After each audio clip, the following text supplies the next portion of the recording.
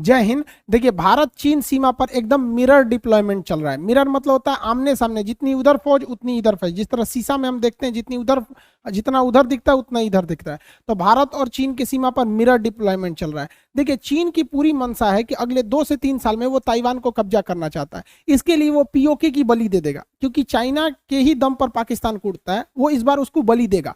और हम देखते हैं कि जो अभी ड्रोन अटैक हुए हैं उसको काउंटर करने के लिए भारत ने कौन कौन से थिएटर कमांड या एयर डिफेंस कमांड बनाए, ये क्या चीज यहाँ चल रहा है। देखिए, चाइना कई हद तक वो चाहता है चाइना कि वो अपने पूर्वी साइड में ताइवान पर कब्जा कर ले, लेकिन इधर भारत को वो कंट्रोल करने के लिए, काउंटर करने के लिए लगातार सेना बढ़ा रहा है। लेकिन चाइना के साथ एक समस्या क्या है कि उसकी फौज उतनी हाई एल्टीट्यूड पे एक्यूमिडाइज नहीं कर पा रही है, और भारत की सेना इस हद तक इसमें सक्षम है। तो चाइना इसके लिए कई तरह की रणनीति चल रहा है। चाइना का चाल ये है कि वो ताइवान को कब्जा करना चाहता है इस साइड में, लेकिन उससे ये दूरी इतनी खतरनाक है और इतना पर्वत एरिया है, क्योंकि चाइना को पता है कि अगर वो इस एरिया में काउंटर करेगा तो ऐसा नहीं है कि ताइवान अकेला रह जाएगा। ताइवान को बचाने के लिए नाटो सेना, अमेरिका, यूरोप जरूर आएंगे यहाँ पर। तो उसके लिए जरूरी है चाइना को कि वो दूर से आएंगे तो भारत यहाँ न्यूट्रल पड़ा रहे, इसलिए भारत को इधर चौतरफा घेरता है। चाइना जो है ये जिबूती में उसकी जीडीपी से ज्यादा कर्जा देके उसे डेप ट्रैप में फंसा लिया है, और वहां अपनी आर्मी का बेस बना लिया। भारत का अभी किसी भी दूसरे देश में ऑपरेशनल एयर बेस नहीं बन पाया है अभी तक। तो जिबूती में तो कई देशों का है, अमेरिका, जापान, फ्रांस, कई देश का है। अब यहाँ तंजानिया उसका नया शिकार बन गया है। तंजानिया में वो बहुत बड़ा मिलिट्री बेस बनाना चाह रहा है यहाँ पर। इस तंजानिया को काउंटर करने के लिए हमारे पास यहाँ एजम्पशन आइलैंड था, बट वहाँ की सेशल्स गवर्नमेंट ने एजम्पशन आइलैंड को मना कर दिया। लेकिन एजम्पशन आइलैंड पर मिलना बहुत मुश्किल है, हम लोग को वहाँ पर नेवल बेस नहीं मिल पाएगा। तो एजम्पशन आइलैंड के बगल में यहाँ पर सेशल्स है, मॉरिशस एक देश है, तो मॉरिशस का भारत के साथ बहुत अच्छा संबंध है। मॉरिशस अपना द्वीप हमें दे सकता है नेवी के लिए। रीजन क्या है, देखिए, मॉरिशस ने अपना एक रियूनियन द्वीप ऑलरेडी फ्रांस को दे रखा है, तो यहाँ फ्रांस है और यहाँ पर डिगो गार्सिया है। इस डिगो गार्सिया पर अमेरिका, यूएस है और ब्रिटेन है यहाँ पर। तो अगर यहाँ हमारी नेवी आ जाती है यहाँ पर मॉरिशस द्वीप पर, तो मॉरिशस के पास आ जाती है, तो हमारा फ्रांस से भी समझौता है, अमेरिका से भी समझौता है, तो हम यहाँ पर अकेले इस एरिया को काउंटर कर सकते हैं। लेकिन चाइना तंजानिया में बहुत हैवी इन्वेस्टमेंट कर रहा है, वहां पर उसने पूरी तरह से सीपोर्ट वगैरह डेवलपमेंट करने का इरादा कर रहा है। ये केवल और केवल चाइना की चाल है कि जब इधर चलेगा तो वो भारत अपनी पूरी नेवी को इधर ना भेज सके, क्योंकि यहाँ पे अगर चाइना रहेगा तो हम लोग इधर नहीं भेज सकते अपनी नेवी को। इस एरिया में चाइना अफ्रीका के साइड में तो डिस्टर्बेंस कर ही दिया, साथ में हम लोग यहाँ से पूरी नेवी को इधर नहीं भेज सकते, क्योंकि यहाँ पाकिस्तान भी है, वो चाइना के इशारे पर ही यहाँ डिस्टर्बेंस चालू करेगा जब चाइना इधर ताइवान पर अटैक करेगा। तो अभी चाइना क्या है, श्रीलंका को पूरी तरह अपनी जाल में फंसा दिया है। श्रीलंका के कोलंबो एयरपोर्ट को बनाने के लिए चाइना ने इतना पैसा दिया कि ये लोग कर्जा नहीं चुका पा रहे हैं, और अब ये श्रीलंका एयरपोर्ट, ये यहाँ का कोलंबो पोर्ट चाइना जो है 99 साल के लिए लीज पे ले लिया है। अब बताइए, ये महिंद्रा राजपक्षे ये इनको फीता कटवा रहे थे, इस ससुरा उसका खतना काट दिया आप। अब क्या करोगे भैया, चाइना पे भरोसा करोगे तो यही होगा। अभी चाइना ना क्या कर रहा है, श्रीलंका में एक शहर बनाने जा रहा है, उसके नीचे जो मिनी चाइना होगा, वहां चाइना का संविधान लागू होगा, चाइना के लोग वहां रहेंगे, वहां दूसरा कोई नहीं आ सकता है, चाइना की कंपनी रहेगी, वहां चाइना की मुद्रा चलेगी, चाइना का सिम कार्ड चलेगा, पासपोर्ट चलेगा, वीजा चलेगा, स्कूल चलेगा, सब। वो एक मिनी चाइना है यहाँ पर। अब हमारे लिए सरदर्द है कि हमारे नीचे यहाँ बैठ जाएगा चाइना यहाँ पर, और चाइना, श्रीलंका खुद चाइना से परेशान है। वहां चाइना के वर्कर ना वर्दी पहन के घूम रहा है सब फौज की तरह, और वहां के लोग को 1-2 हाथ लगा दे रहा है सब। अब वहां श्रीलंका के लोगों को समझ में आ रहा है चाइना जो है ना वो भारत को घेरना चाहता है, वो बस हर हाल में चाहता है कि ताइवान को कब्जा कर लेना। इसलिए अगर आप ध्यान से देखेंगे तो वो जिबूती में फंसा रहा है, तंजानिया में फंसा रहा है, यहाँ फंसा रहा है, ग्वादर पोर्ट पे फंसा रहा है, मतलब आप इधर ही उलझे रहिए। साथ ही वो अपनी सेना का डिप्लॉयमेंट इधर कर रहा है तिब्बत के एरिया में, लेकिन उसकी फौज तिब्बत में हाँफने लगती है कोरोना की तरह, बहुत ऊंचा है रे ससुरा, ठंडा मार देगा हमको। चाइना की फौज यहाँ 15 दिन भी नहीं टिक पाती है, और हमारे यहाँ सियाचिन युद्ध, कारगिल युद्ध पहाड़ों पर जीत लिया गया, तो हम लोग से लड़ना चाइना को नेचुरली थोड़ा सा दिक्कत। देखिए, हमारी आर्मी स्ट्रांग है, हमारे पास मोटिवेशन है, एक से एक योद्धा है, बट नो डाउट चाइना के पास लॉजिस्टिक सप्लाई यानी उसकी ट्रेन नेटवर्क और उसके पास हथियार एमुनेशन तगड़े हैं, यानी उसकी टेक्नोलॉजी और लॉजिस्टिक हमसे तगड़ा है। तो चाइना यहाँ पर उसकी फौज ही नहीं टिक पा रही है, इसलिए चाइना क्या कर रहा है, तिब्बत के लोगों को यहाँ से ही भर्ती कर रहा है सेना में। अब तिब्बत को खुद ही कब्जा कर रखा है, तिब्बत के लोगों को भर्ती कर रहा है। तो इसमें भारत के पास एक प्लस पॉइंट क्या है कि वो तिब्बत के लोगों को भड़का सकता है कि भाई जो तिब्बती फौज चाइना में गए हैं, तो मोदी जी आराम से दलाई लामा से कह सकते हैं कि तिब्बत हमारा कब्जा किया जमीन है, कोई भी तिब्बती फौजी न लड़े। और अभी से नहीं, ये पहले से सीक्रेट रहना चाहिए। जब लड़ाई का माहौल हो तो एक बार दलाई लामा अगर कह देंगे ना तो धार्मिक मामला हो जाता है, तुरंत मान लेते हैं लोग एक बात को, किसी भी बात को। धार्मिक चीज में ना वो सही गलत नहीं दिखता है, सीधे हमरा धर्म गुरु बोला सही है यहाँ पर।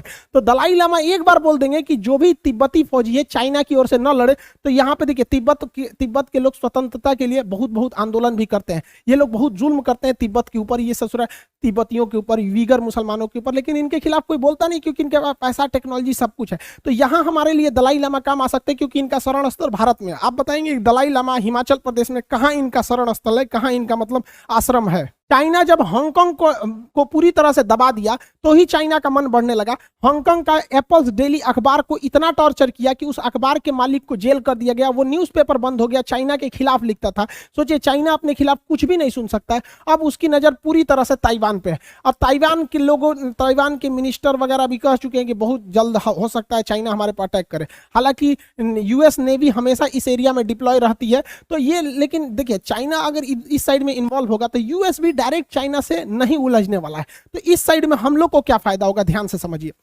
रियलिटी ये है कि अभी के वक्त में, एट अ टाइम प्रेजेंट में, चाइना हमसे पैसा, लॉजिस्टिक, टेक्नोलॉजी, हथियार, संख्या, हर चीज में ज्यादा है। हमारे पास राफेल जैसे जहाज भी खरीद के आते हैं। ड्रोन दुनिया में सबसे ज्यादा चाइना बनाता है, हमारे पास शादी ब्याह वाले भी ड्रोन नहीं है। तो अभी के वक्त में चाइना से उलझना समझदारी नहीं है। देखिए वक्त आने पर आप हाथी को भी गिरा सकते हैं, लेकिन उसका वेट कीजिए। लेकिन जब चाइना ये सोचेगा कि उसको ताइवान पर कब्जा करना है, तो उसकी ज्यादातर फौज इस साइड में इन्वॉल्व रहेगी, क्योंकि इधर नाटो सेना आ जाएगी, अमेरिका आ जाएगी, ये वगैरह आ जाएंगे। यही सबसे बेस्ट मौका रहेगा भारत को कि इस साइड से पीओके कब्जा कर ले, क्योंकि चाइना दो फ्रंट पर नहीं लड़ सकता है, कंफर्म है।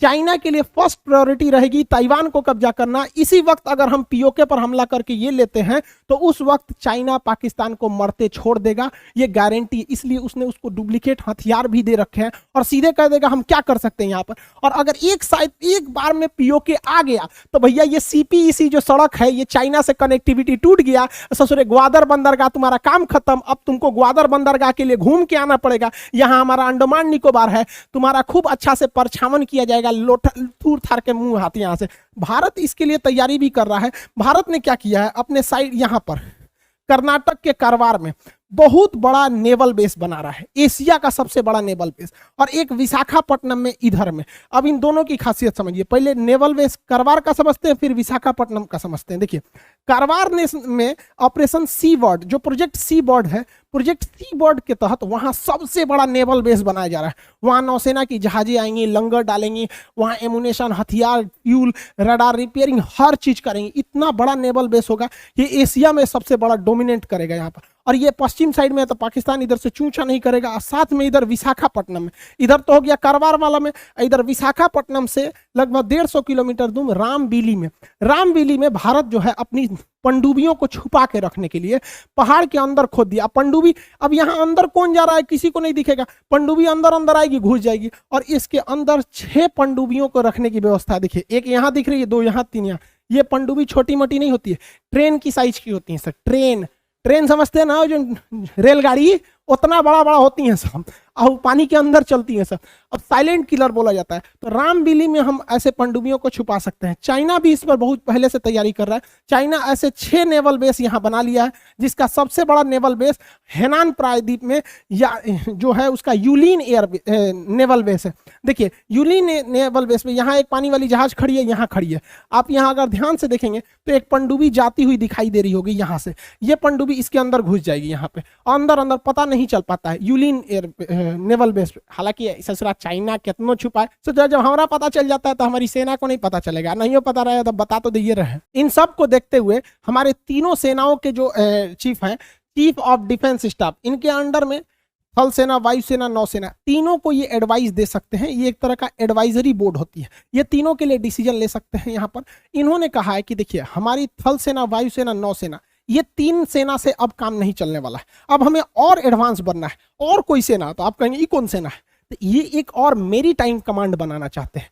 मेरी टाइम कमांड का काम क्या होगा कि भारत के समुद्र में क्या हो रहा है क्या नहीं हो रहा है, ये सारी जानकारी जुटाने का काम, केवल जानकारी जुटाने का काम मेरी टाइम कमांड के पास होगा। नेवी से हट के इसे बनाया जाएगा। उसके पास एडवांस किस्म के रडार होंगे, हेलीकॉप्टर में रडार लगाए जाएंगे, एवॉक्स जहाजें लगाई जाएंगी, बहुत बड़े आकार के कोस्टल एरियाज में हमको OTH radar, over the horizon radar लगाया जाएगा, जिससे पूरी एरिया पे निगरानी हो। और युद्ध के वक्त में नेवी आएगी। अब आप कहेंगे ये कौन मैटर है, देख बबुआ प्रैक्टिकली समझाते हैं। जब आप बीमार पड़ते हैं तो डॉक्टर आपकी बीमारी का पता नहीं करता है, वो जांच के लिए जांच घर में भेज देता है। जब वहां से पता चलता है तब इलाज करता है। जैसे मान के चलिए आप कहेंगे डॉक्टर साहब भैया दुखा रहा है, एक काम करो अल्ट्रासाउंड करा के आओ यहाँ पे, तो दूसरे जगह भेजेगा अल्ट्रासाउंड कराने, वो रिपोर्ट देगा अगर किडनी खराब है, किडनी का खराब, निकाल के फेंक दे इसका। तो डॉक्टर क्या करेगा, किडनी फेंक देगा इसका निकाल के, एक किडनी पे चले यहाँ पे। तो वही काम होगा अब। हमारी नौसेना केवल काटने का काम करेगी और पता करने का काम, काटना किसको है थूरना किसको है, ये करेगी मेरी टाइम कमांड।